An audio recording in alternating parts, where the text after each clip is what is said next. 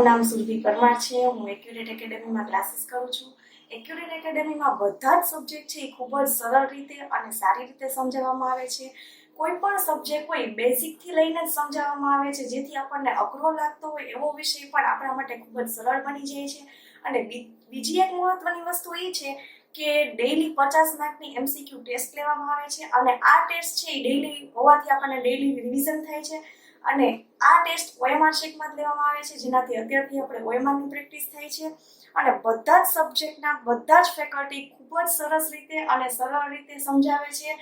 જ્યારે પણ આપણને એવું લાગે કે ભાઈ આ વિષય મારા માટે ખૂબ જ અઘરો છે, એ વિષય પણ અહીંયા ખૂબ જ સરળ રીતે સમજાવવામાં આવે છે, જેનાથી બધા જ સબ્જેક્ટ છે એ ખૂબ જ સરળ રીતે સમજાઈ જાય છે અને બધા વિષયો આપણા માટે ઇઝી લાગે છે।